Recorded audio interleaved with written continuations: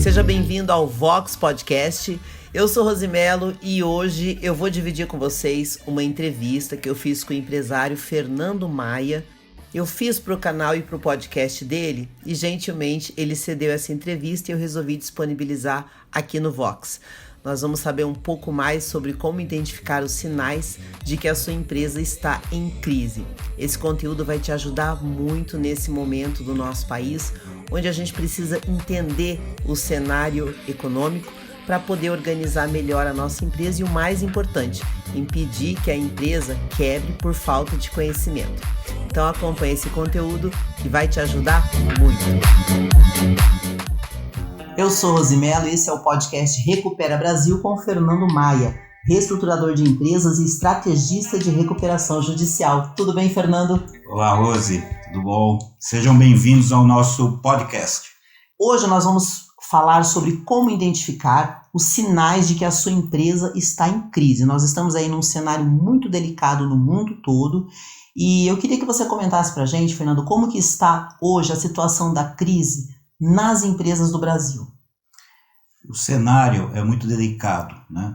Nós estamos vivendo no Brasil uma situação totalmente imprevista, que começou no ano passado, a economia mostrou sinais de recuperação e de um momento para outro voltou a pandemia com mais intensidade e as empresas estão vivenciando um repique da crise anterior, né?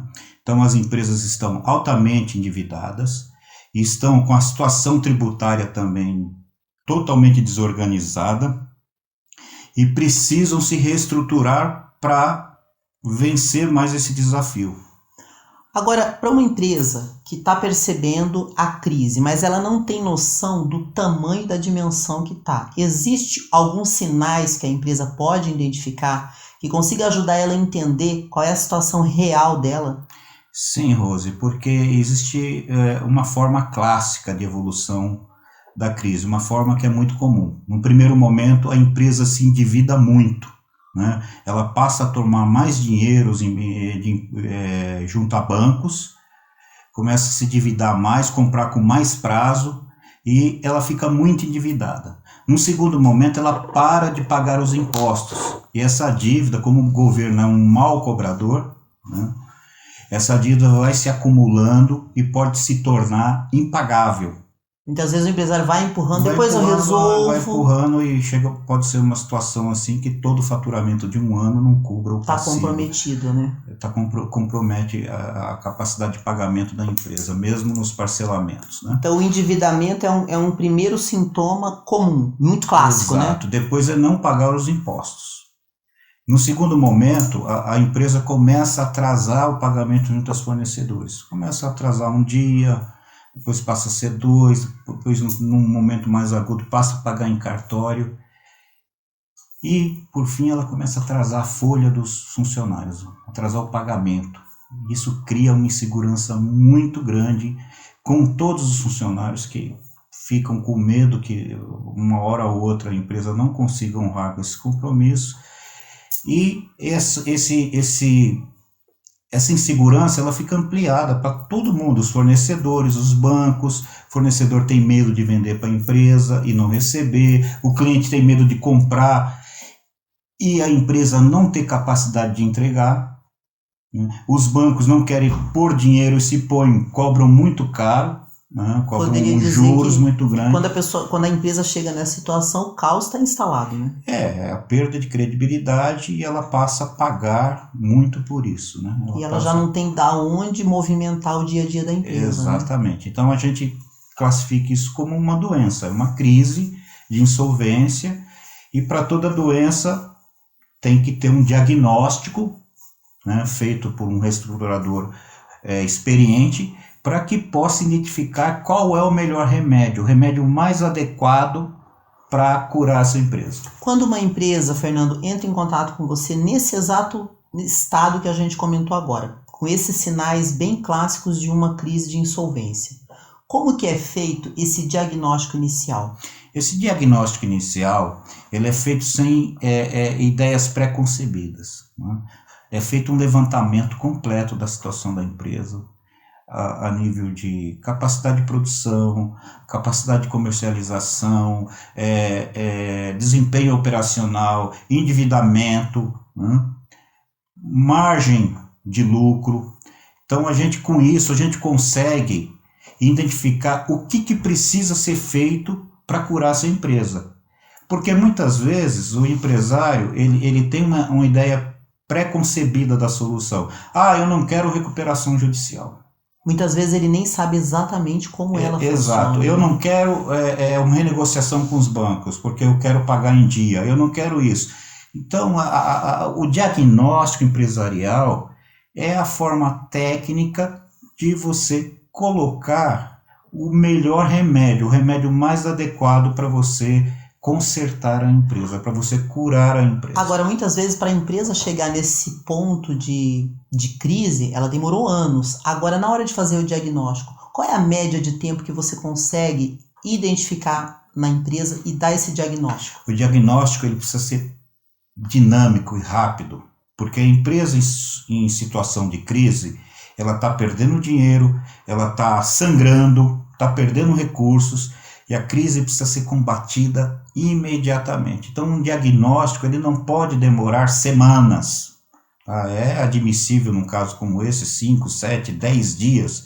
Depende da complexidade da empresa. Então, é relativamente rápido, né? Tem que ser rápido, porque a empresa sangra, a crise leva patrimônio embora e o mercado anseia por um restabelecimento do vigor daquela empresa. Interessante você comentar isso, porque normalmente quando as empresas chegam nesse ponto de crise, é muito comum, tanto o empresário como os colaboradores ou responsáveis, eles pensam em várias opções, mas muitas vezes eles não têm a consciência de quais são os caminhos que a recuperação judicial ela traz, que pode ser até mais rápidos, né?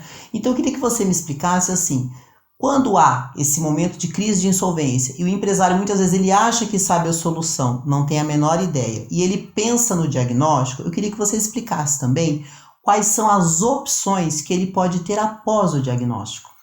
É muito importante o empresário não cair na armadilha da negação da crise, né? A negação da crise, ela traz soluções mágicas na cabeça do empresário. Então, amanhã eu vou conquistar um grande contrato, aí não vou mais ter essa crise, amanhã eu vou arrumar um sócio, amanhã vai aparecer um banco que vai me arrumar um grande empréstimo.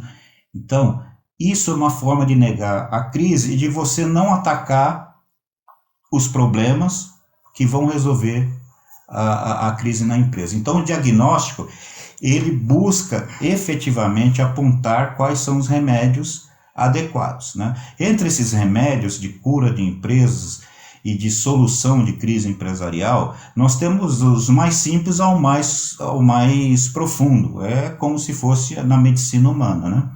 Ninguém toma antibiótico porque quer, toma porque precisa, e em muitos casos, se você não tomar, você pode morrer, né? Então, dentro dos medicamentos, dos remédios para cura de empresa, nós temos também a graduação. O primeiro remédio para você curar uma empresa, curar a crise na empresa, pode ser uma reestruturação de dívidas, ou uma renegociação de todas as dívidas da empresa. Você procura ou os bancos, os fornecedores, e você tenta conseguir uma condição melhor e um parcelamento maior para aquela dívida, né? Então, isso é um remédio dos mais simples. Aí a gente vai partindo, se a renegociação bancária ou a reestruturação de dívidas não resolve o problema, é pouco, a gente vai para a reestruturação empresarial. O que é a reestruturação empresarial, né? Ela pode contemplar, além da renegociação de dívidas, ela pode contemplar toda uma cirurgia dentro da empresa. Então você vai mexer na parte operacional lá, ver onde a empresa está pecando, se ela está tendo custos marginais na sua operação, se ela tem excesso de funcionários, precisa demitir, mas não tem caixa para demitir. O reestruturador experiente sabe que pode fazer negociações que podem parcelar isso com 30, 40 meses, entende? Com nenhum prejuízo para a empresa, né? Então essa reestruturação ela vai criar condições que a empresa possa segurar, sobrar mais dinheiro no caixa da empresa. E aí, sobrando mais dinheiro, a empresa começa a caminhar de forma mais sadia e ela vai se refortalecendo, ou seja, vai se curando. Além da reestruturação, vamos supor, se não cabe, além da renegociação bancária, ou da reestruturação de dívidas, como você queira chamar, e da reestruturação empresarial, se é pouco também, aí nós temos outras ferramentas, né, que dão um amparo e proteção legal para a empresa, que é a recuperação extrajudicial ou a recuperação judicial. Ah, mas eu não quero entrar em recuperação judicial, meu nome vai ficar maculado. Não. Existe muito essa crença dos empresários? Existe, é um grande empecilho e gera uma grande perda. As empresas perdem muito se pensarem assim, porque a recuperação judicial, se ela realmente for o remédio adequado para a empresa tem que abraçá-la de forma mais rápida possível, porque quanto antes ela entrar com o seu pedido de recuperação judicial, mais forte ela vai estar para sair. E ela cria condições que a empresa possa alongar o seu passivo, a sua dívida, com deságios esses que podem chegar a 80% da dívida, para pagar em 12, 20 anos, com juros de médio de 1 a 2% ao ano. Ou seja, a empresa, para partir para esse caminho da reestruturação ou para solicitar a recuperação judicial, ela precisa do reestruturador, porque é uma outra forma de trabalho dentro da empresa. Sim, e na verdade a gente precisa tratar o paciente como um todo. Muitas empresas, para entrar com recuperação judicial, põe na mão de um advogado e pensa que é só fazer lá o trabalho judicial. Não, você precisa somar as vantagens da renegociação, da reestruturação, melhorar o teu negócio, para que você saia antes da recuperação e saia fortalecido, né? Agora você tocou num tema, Fernando, importante, que é essa questão do empresário. Igual você falar, ele contrata um advogado e quer que o advogado resolva, ou às vezes ele contrata um consultor, que eu já vi muita empresa, vou falar com um consultor que vai ajudar, um gerente que vai ajudar, e parece que o problema está lá longe. Quando ele faz a reestruturação, o empresário ele precisa estar envolvido nesse processo, porque existem alguns empresários que têm aquele receio. Eu não vou entregar meu patrimônio na mão de um reestruturador, porque parece que ele sai de cena e é o reestruturador que faz tudo. Explica um pouco pra gente isso. Olha, existem reestruturadores e reestruturadores, consultores, né? Existe no mercado vários tipos de atuação, né? Existem consultoras que chegam para o empresário e falam, olha, você não manda mais aqui. Tem muito empresário que tem medo disso, né? E de fato isso existe, só que isso é idiotice, porque quem contratou o consultor foi o empresário, né? Então é um contrassenso. Nós costumamos desenvolver o diagnóstico e dizer o seguinte, que todo o diagnóstico e a razão da reestruturar a empresa é para atender o anseio maior da vontade do empresário, né? Então, qual que é o maior desejo do empresário? A gente levanta o problema, faz o diagnóstico da empresa, a sua empresa está assim. Os caminhos que sua empresa pode ter é o A, o B e o C. E a gente tenta demonstrar quais são as vantagens e os desafios de cada uma dessas opções. Vamos falar sobre isso, que é interessante.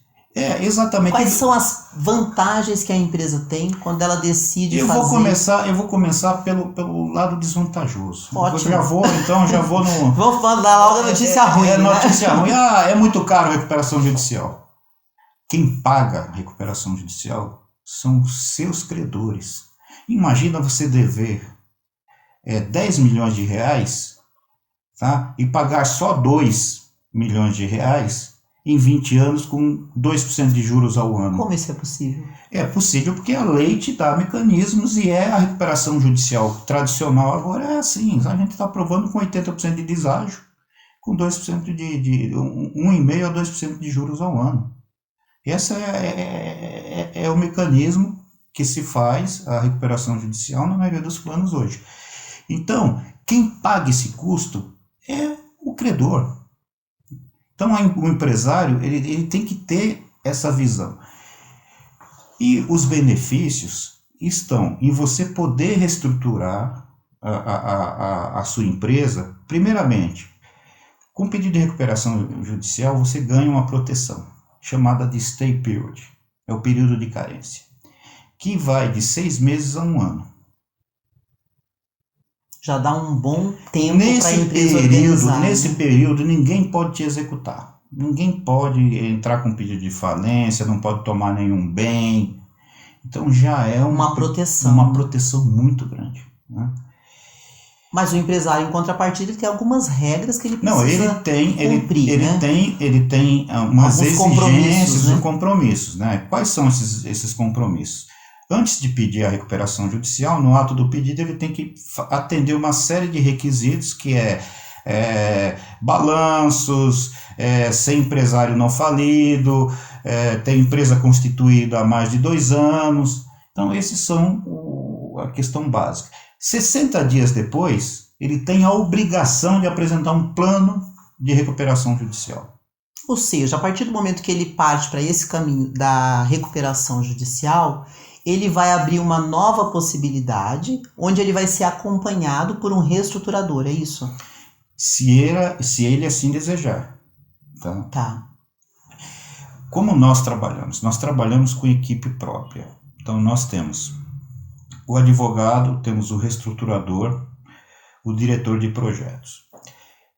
Essas pessoas vão falar a mesma língua e vão estar lado a lado com o empresário para discutir a macroestratégia e resolver o melhor caminho, né? E escolher, juntamente com o empresário, qual é o melhor caminho para seguir. Porque existem, né, vários caminhos que podem ser trilhados dentro de uma recuperação judicial, né?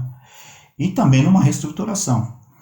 É importante porque muitas vezes o que o empresário acaba fazendo? Ele pega contrata um consultor, contrata um advogado, o consultor não conhece o advogado não conhece um consultor, eles não têm sinergia nenhuma. Às vezes a estratégia deles é diferente também. Totalmente diferente, eles não falam a mesma língua. Então, o empresário fica ali numa condição que ele muitas vezes tem que servir de intermediário para A ou para B. É um estresse a mais para o empresário naquele momento, né? E é uma perca, existe uma perca muito grande de estratégia, de alinhamento, que possa esse alinhamento aproveitar as oportunidades que a lei concede ao empresário. Porque a recuperação judicial, ela tem as obrigações, mas ele é um bônus recomendado pela Organização Mundial, a ONU, a Organização das Nações Unidas, para dar possibilidade de vida, de continuidade para as empresas em crise e para que essas empresas continuem a gerar empregos e gerar riquezas, né? Essa é a concepção maior que foi desenvolvida a recuperação judicial. Faz sentido, né, Fernando? Porque muito melhor você recuperar quem já está trabalhando do que você fazer com que a empresa perca tudo e o desemprego vai ser enorme. Exatamente. Isso então, não vai ajudar em nada na economia. O escopo maior da lei de recuperação judicial é a finalidade social da empresa. Agora, você comentou de alguns pré-requisitos que a empresa precisa ter para a recuperação judicial. E eu queria que você me dissesse também se existe diferença com relação ao faturamento. Por exemplo, empresa pequena, média, grande, existe diferença para que ela possa solicitar ou não? Na verdade, existe obrigações mais exigentes para empresas de médio e grande porte. Para micro e pequenas empresas, existem obrigações mais suaves. Ou seja, indiferente do faturamento dela, se ela estiver dentro desses requisitos de tempo de existência, algumas questões técnicas, sim, indiferente do faturamento, ela pode solicitar a recuperação. E se ela for microempresa e pequena empresa, EPP, né, empresa de pequeno porte, ela tem uma condição menos exigente perante a lei, né, de obrigações. Mas toda empresa, em princípio, pode requerer recuperação judicial. Agora, nesses sinais que você comentou, né, que começa a acontecer na empresa, você falou sobre a negação. Eu queria que você comentasse mais um pouquinho sobre a negação. Por que o empresário nega tanto a crise e demora tanto para tomar uma providência de procurar um reestruturador? Pela sua experiência aí de mais de 30 anos, existem algumas razões que acontece do empresário ter essa negação tão grande da crise? O empresário, ele é um vencedor. Geralmente ele começou muito jovem, venceu muitos desafios sozinho, né? Que é uma característica comum do empresário brasileiro, né? Ele vira empresário trabalhando, ele não se prepara vencendo desafios, então ele tem assim uma autoestima e uma motivação grande, mas às vezes grande de resolver tudo, né? Às vezes falta o conhecimento, né? E o que acontece? Isso somado também ao receio de perder o controle, ao receio de ter seu nome negativado, né? Olha, entrei em recuperação, ter aquela chancela de perdedor, que infelizmente no Brasil ainda é uma mácula, mas nos Estados Unidos a maioria dos empresários bem-sucedidos já quebraram mais de uma vez.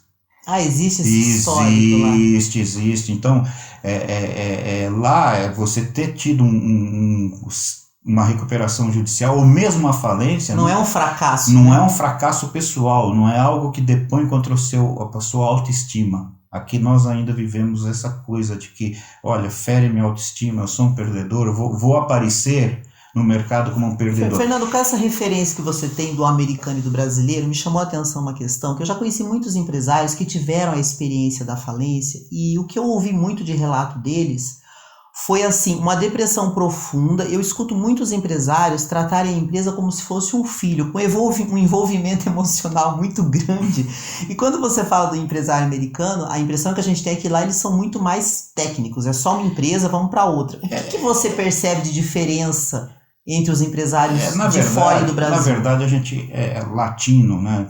Tem muita coisa do coração, da emoção. Isso interfere mesmo? Interfere. Mas cada vez mais o brasileiro está tendo essa mente que o americano chama-se de business mind, né? A mente de negócios, né? Cada vez mais aqui está se tirando essa parte emocional e tentando tirar essa mácula, né? Inclusive a legislação ela ajuda nisso, né? Tirar a mácula de perdedor quando a empresa entra em recuperação judicial ou mesmo em falência, né? Lá nos Estados Unidos eles chamam o regime de falência acelerado, porque eles chamam de fresh start, ou seja, fale rápido para reiniciar, para entrar no mercado novamente, empreender de novo e gerar mais riqueza. Tem até a expressão que eles dizem que é dar a volta por cima, né? O turnaround, né? Dar a volta por cima.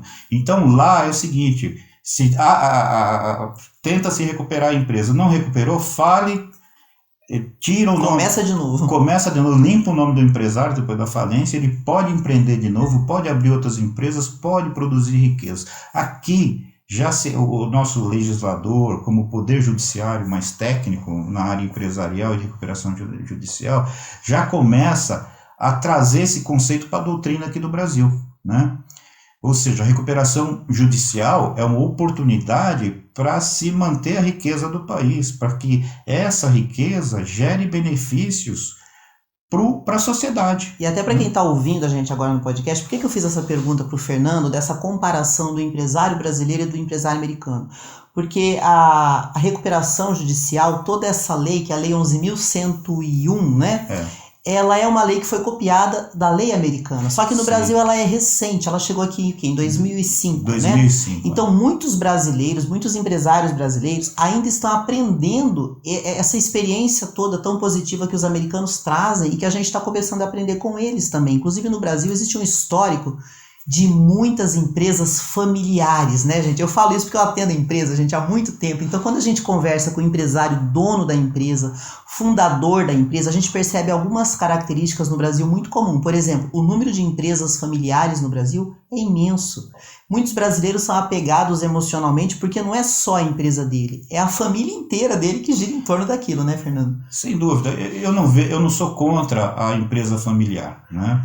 A empresa, logicamente, ela pode ter composição da família, mas ela não pode abdicar da técnica e principalmente da visão de mercado, né? Profissionalismo. Então, se a família ela deve se adaptar ao profissionalismo de mercado para poder competir com empresas que estão muito bem profissionalizadas, algumas multinacionais, e que dia a dia está competindo com pedido, com uma venda, com negócios com a empresa familiar. Então, a empresa familiar ela tem que ser... Tem seu valor, né? Tem seu valor, ela deve se profissionalizar, os seus dirigentes devem buscar estudo, buscar especialização no mercado para poder competir fortemente. E aproveitar essa ferramenta tão maravilhosa que é a recuperação judicial na economia do nosso país. Porque muitas vezes o empresário brasileiro ele é extremamente solitário, é impressionante. Muitas vezes tanto o empresário quanto o empreendedor, ele sofre muito, ele bate muito a cabeça e muitas vezes é o que você comentou, ele constrói um patrimônio na raça, no dia a dia, de repente quando vem a crise, ele não sabe o que fazer, aí entra o componente emocional, e aí desanda tudo, o cara fica doente e desiste de tudo. Então, se você está passando um momento de crise na sua empresa, não interessa qual seja o problema, calma, ouça de novo esse podcast, entre em contato com um reestruturador. Inclusive, Fernando, eu queria saber se as pessoas podem te mandar perguntas, porque muitas coisas a gente não vai conseguir falar, que daqui a pouco a gente vai encerrar o podcast. Você pode deixar contato, e-mail, WhatsApp, rede social, o que você puder para que as pessoas possam fazer perguntas e até sugerir outros temas para os nossos próximos podcasts. É possível? Claro, Rose. Meu e-mail é fernando.maia@fernandomaia.com. E rede social você vai encontrar também Instagram, LinkedIn, Fernando Maia e Associados e também YouTube, tá? Então nós vamos daqui a pouco encerrar esse podcast. Eu queria que você comentasse um pouquinho pra gente, Fernando, nesse momento agora que a gente está nessa pandemia, você tem algum dado que mostra o número de empresas que procuraram recuperação judicial ou ainda tem muito brasileiro que não entende muito bem como funciona isso? Olha, ainda existe uma resistência do empresário para o Instituto da Recuperação Judicial. Eu chamo de instituto porque é um conceito, né? É um conceito amplo, que ele se formaliza através da lei. E ele é uma oportunidade muito grande, é uma segunda chance para a empresa, numa situação que não caiba só a reestruturação ou só a renegociação bancária, de fazer uma reestruturação completa com grande parcelamento e deságio da sua dívida, né? Então, é algo que, se for bem feito, e modéstia à parte, nós fazemos muito bem feito, e que nós ouvimos dos empresários que são nossos clientes. Poxa, se eu soubesse que era assim, tão bom, eu tinha feito 2-3 anos atrás. Sim, às vezes a pessoa procrastina porque nem sabe. E esses 2-3 anos atrás, quando a gente fala isso, e volta no registro da empresa, se o empresário tivesse tomado essa decisão com 2-3 anos de atrás, ele tinha salvado milhões de reais. A empresa, a cada ano, ela perdia vários milhões. Então, se ela retroage 3 anos, se ela toma antes essa decisão, ela salva milhões de reais ao seu patrimônio. Então, é muito importante que o empresário saiba e não tenha medo de se curar, seja qual ele for o remédio. A gente não procura a empresa com um remédio pronto. Eu não saio aqui, recuperação judicial, hoje é oferta. A gente vai na empresa, desenvolve um diagnóstico e aponta para o empresário qual é o remédio mais adequado e por quê. Fernando, quero agradecer. Nós temos que encerrar o podcast, infelizmente, por causa do tempo, mas eu vou pedir para você entrar em contato com o Fernando, sugerir os próximos temas e nós vamos encerrar por aqui o nosso podcast. Obrigado, Fernando. Obrigado a você, Rose. Esse foi o podcast Recupera Brasil. Produção e entrevista Rose Melo, participação especial Fernando Maia. Até o próximo.